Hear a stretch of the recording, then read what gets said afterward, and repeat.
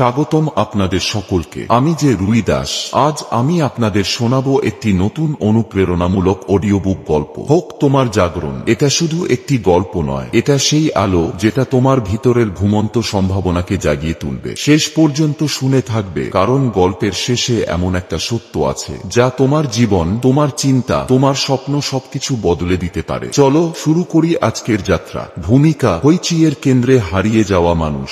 জীবন কখনো কখনো এতটা হইচই, এতটা শব্দে ভরে ওঠে যে মনে হয় সবকিছু ভেঙে পড়ছে। চারপাশে মানুষের কথা, চাহিদা, প্রত্যাশা, তুলনা, ব্যর্থতার গ্লানি সব মিলিয়ে একটা ঘূর্ণিপাক তৈরি হয়। সেই ঘূর্ণির মাঝে অনেকেই নিজের অস্তিত্বটাই হারিয়ে ফেলে। বুঝতে পারে না সে আসলে কে, তার ভিতরের ইচ্ছে কি, সে কোথায় যেতে চায়। এই গল্প এমনই একজনের, অর্ণবের গল্প, যে হইচইয়ের মাঝে হারিয়ে যেতে যেতে একদিন নিজের সত্যিকার শক্তিকে খুঁজে পায়। অর্ণব ছিল অনেকের মতোই, সাধারণ পরিবার, সাধারণ স্বপ্ন, সাধারণ জীবন, কিন্তু তার মনে ছিল অসাধারণ কিছু করার তীব্র ইচ্ছা। একটা আগুন যা সে কাউকে কখনো বলতে পারেনি। পরিবার, সমাজ এবং তুমি কিছুই পারবে না মানসিকতা। অর্ণবকে ছোটবেলায় থেকেই শেখানো হয়েছিল, ভালো রেজাল্ট না করলে মানুষ কিছু হতে পারে না, চাকরি না পেলে তোমার জীবনে মূল্য নেই, তুমি প্র্যাকটিক্যাল হও, স্বপ্ন দেখে কি পেট ভরবে। সেই একই কথা শতবার, হাজারবার, বছরের পর বছর শুনতে শুনতে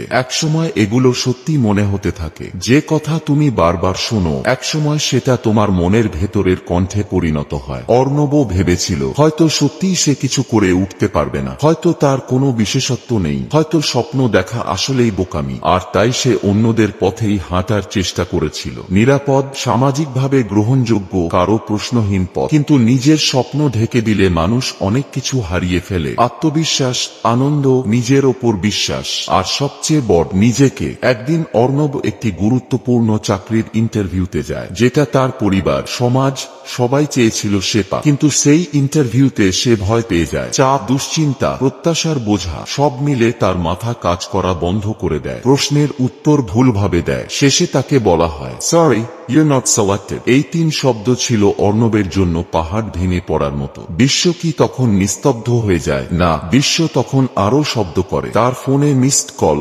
মেসেজ, কেমন হলো, জব হলো, কখন জয়েন করবে। যখন সে বলল হয়নি, তখন সেই কণ্ঠগুলো বদলে গেল। এটা তো জানাই ছিল, তুমি তো পারবে না, আরেকটা চেষ্টা কর। অমন ছেলেরা কখনো ভালো চাকরি পায় না। অর্ণবের ভেতরের পৃথিবী তখন ভেঙে চুরমার। সেদিন রাতে অর্ণব নিজের রুমে দরজা লাগিয়ে দেয়। কোনো আলো নেই, কোনো শব্দ নেই, শুধু নিজের নিঃশ্বাস।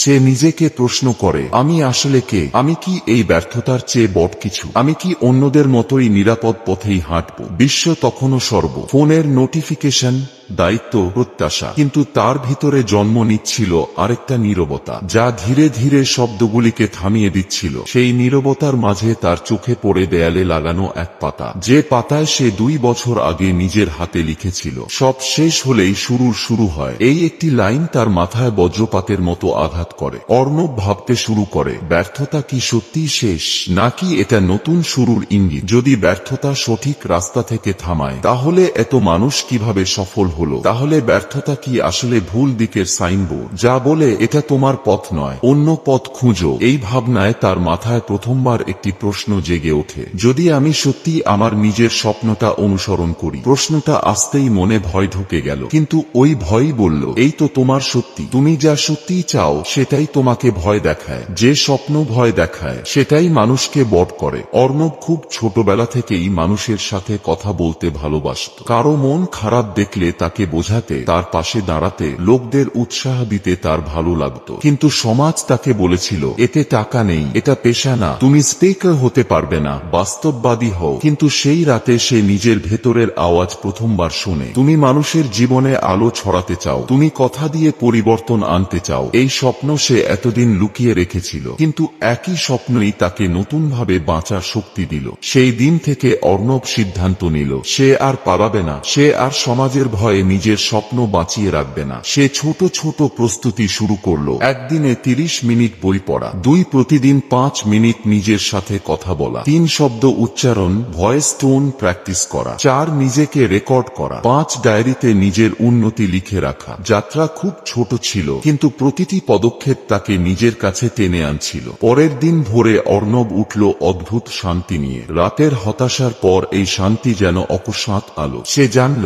এটাই সেই মুহূর্ত যখন মানুষ তার সুপারকনসিয়াস সেলফের দরজায় পৌঁছায়। এই মন যা ভয়কে ভয় পায় না, যা বাস্তবতার বাইরে সম্ভাবনা দেখায়, যা ভবিষ্যতকে কল্পনা করতে শেখায়। অর্ণব ধীরে চোখ বন্ধ করে কল্পনা করতে থাকে। সে মঞ্চে দাঁড়িয়ে আছে, মানুষ তাকে শুনছে, তার কথায় অন্যরা বদলে যাচ্ছে। সে নিজের সেরাটাকে ছড়িয়ে দিচ্ছে। যতই সে কল্পনা করছিল ততই তার ভিতরের সত্তা শক্তি পাচ্ছিল। এটাই ছিল তার সুপারকনসিয়াস অ্যাক্টিভেশন। পরিবর্তন কখনো সহজ নয়। অর্ণবও বাধার মুখে পড়ল। পরিবার বলল এতে কি পেট ভরবে, বন্ধু বলল তুই স্পিকার হবি, সমাজ বলল ফ্যান্টাসিতে বাস করিস না। এই কথাগুলো তাকে কষ্ট দিত, কিন্তু সে জানত পরিবর্তনের শুরুতে সবাই হাসে, মধ্যবর্তী সময়ে সবাই সন্দেহ করে, শেষে সবাই সম্মান করে। যারা আজ হাসছে একদিন তার থেকেই অনুপ্রেরণা নেবে। অর্ণব প্রতিদিন প্র্যাকটিস করত, কখনো 10 মিনিট, কখনো 1 ঘন্টা। একটা কথা সে বুঝেছিল, যে মানুষ নিজেকে তৈরি করে তাকে কেউ থামাতে পারে না। সে তার ভয়কে জয় করতে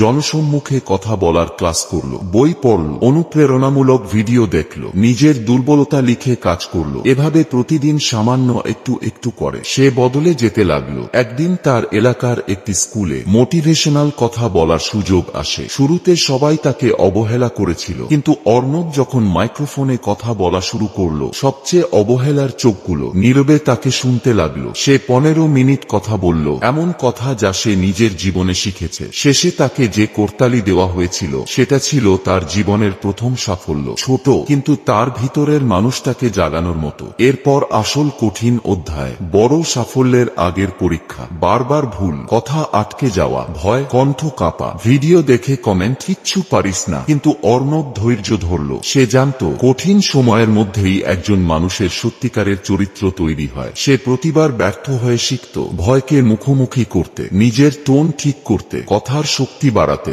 আত্মবিশ্বাস তৈরি করতে। এভাবেই ছোট ছোট ব্যর্থতা তাকে সত্যিকারের স্পিকার বানাতে লাগলো। দিন, সপ্তাহ, মাস কেটে গেল। অর্ণব একদিন অনুভব করল সে আর আগের মতো নেই। তার ভয় কমে গেছে, গলার ভরসা বেড়েছে, চোখে আত্মবিশ্বাস এসেছে, কথায় দৃঢ়তা এসেছে। সে নিজের ভেতরের সেই আগুনকে দেখল যেটা সে এতদিন দমিয়ে রেখেছিল। এটাই তার শক্তি, এটাই তার পরিচয়। অর্ণব যাদের সাথে কথা বলেছিল তাদের মধ্যে অনেকেই তাকে মেসেজ করত, দাদা আপনার কথা শোনার পর আমি বদলে গেছি, আপনি আমাকে হাল না ছাড়তে সাহায্য করেছেন, আপনাকে শুনে আমি আজ নতুন করে শুরু করেছি। এসব বার্তা তার মনকে ভরে দিত। সে বুঝল তার জীবনের উদ্দেশ্য শব্দ নয়, ভয়েস নয়, মঞ্চ নয়, তার উদ্দেশ্য মানুষকে পরিবর্তন করা। অর্ণব বুঝে গেল জীবনের হইচই কখনো থামবে না, মানুষের কথা কখনো থামবে না, সমাজের প্রত্যাশা কখনো কমবে না। কিন্তু এই সবাইকে ছাড়িয়ে যদি তুমি নিজের হৃদয়ের শব্দ শুনতে শেখো, নিজের ভেতরের সেই নীরব কিন্তু শক্তিশালী কণ্ঠ,